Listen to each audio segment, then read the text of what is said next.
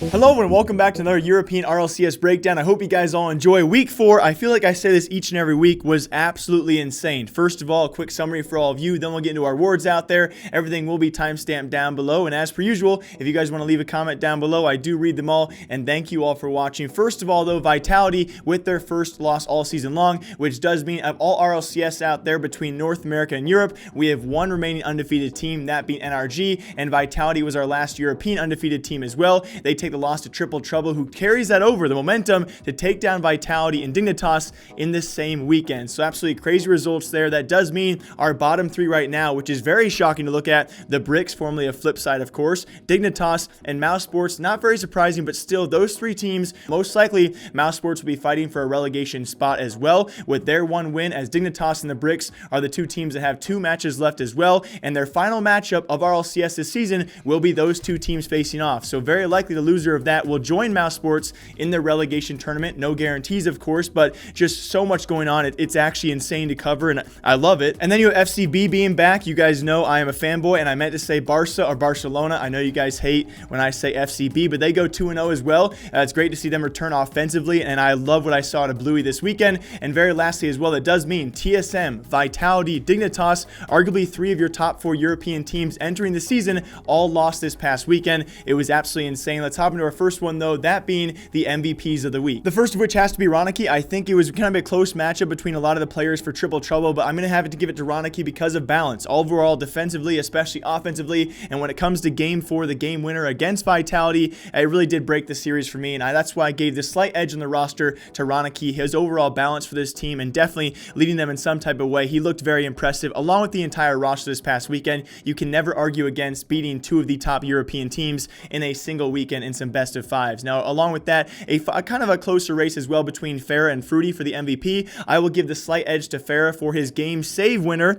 That it was actually in game 4, an immense and immaculate save and several saves throughout the series as well to lock down that win for PSG. So some pretty crazy stuff out of both those guys. They have both offensively looked really insane, along with shot set. I won't, sell the team short. It's kind of hard to give MVPs and not, thank the other players in the roster as well. So I'm going to give it to Ronicky along with Farah, and then very lastly as well, I'm going to give it to Bluey. Now, Alpha and Bluey could also split this. I find that every time I do MVPs, I want to split it between 2 people because it feels unfair. I would give it Series 1 to Alpha, Series 2 to Bluey, but Bluey, when this guy is on, when he is leading this team and also doing very well offensively, even defensively, and making some great plays for his teammates, this Barca lineup's going to do amazing things, and they did this past week, and they have now returned. They win 2 very crucial matches this past weekend, and those 3 players definitely earned the MVP this last week. And for teams of the week out there, going to be 2 teams, and very easily for me this past weekend, Barca has to be one of them. 2 very crucial wins. I talked about over in North America, Ghost Gaming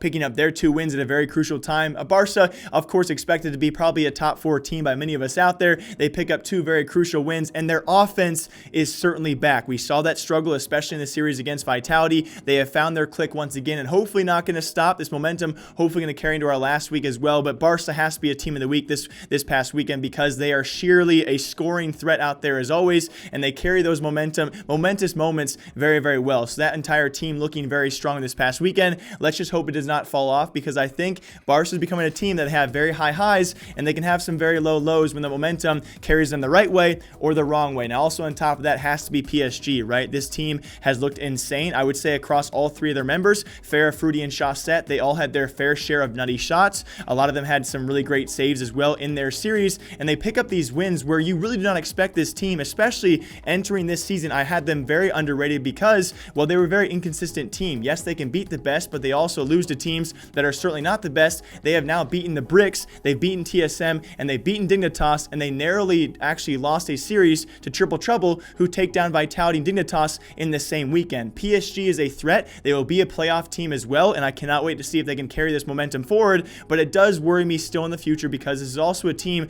who has lost to Mousesports. They've had some questionable losses, some very close series, and they are very, just like I guess Barca I said last time, they have some very, very frantic moments, some inconsistent moments. They see high highs, and they certainly see some low lows. And I usually do individual plays for play of the week. I call them out individually as well, but this week's kind of a montage. I saw a lot of nice plays out there, so here are 5 plays from 5 different teams. If you guys like this format instead, make sure to leave a comment down below, but here are 5 of the plays of the week that I really enjoyed. 106 left to go. A lot following on the wall. Bluey coming here. He'll get it through the front line offense and to carry it towards the goal. Beats one more. Can he get it through? Everybody gets wow! And puts it in himself. Bluey dismantles Mouse Sports. Make it 2 in a row for him. Tigre thinks he can get there. Wrong. And the clip on Alex 161. Just off the back is Cooks here. The shot blocked. You feel like you picked up right where you left off in game number 1. Still, great pressure out of the midfield from the Bricks, but execution from Barcelona. Alpha catches one off the top corner, and they take the lead again. On the assist from Devo, Alpha just wins in this challenge against Speed. Speed couldn't even get a touch on the ball. Dignitas still looking for their first registered shot despite all their possession. And there it is. And it's blocked by Ronicky. And now a challenge there, and it looks like Tadpole might have even hit this one in, but a pinch from Dignitas, and they find the back of the net. Right after the first shot, Ronicky trying to dribble it out, but a nice pinch from Turbo. Fruity with control, gets it by 1. Can't get the challenge just set. Going off the ceiling. Ceiling shot just set! What a play coming in right away, and he boosts all the way up to the ceiling. That's how fast he was able to get to the ball. He boosted to the ceiling. Demo after demo play leading into this goal.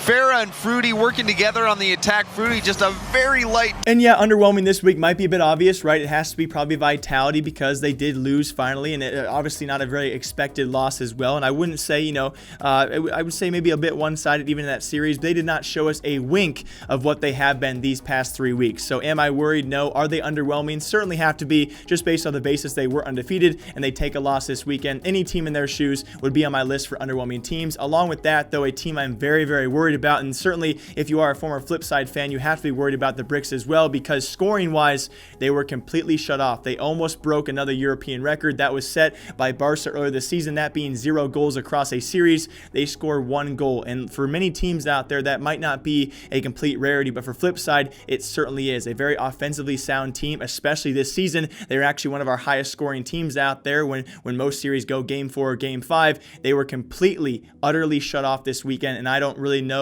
what to comment about this. I don't know if there's internal issues because they are no longer signed to an organization. They're kind of dragging out their time being, but as of right now, they are not the team we saw enter this season. You think back to the DreamHack event we saw before this at Leipzig. You think back to other events as well with Speed. They were coming off such emotional highs and all of a sudden be dropped by an organization. We have no idea what they're going through, but this past weekend and even throughout the season so far, we have not seen the former Flipside. We have seen a brand new team, the Bricks, and it's just sad because they seem to be living up, ironically enough, to their name. But as always, hope you guys all enjoyed this European breakdown of RLCS week number 4. If you guys did, feel free to leave a comment down below. I love reading your guys' thoughts and opinions down below. And as always, I'll see you back here next time. And until then, take care.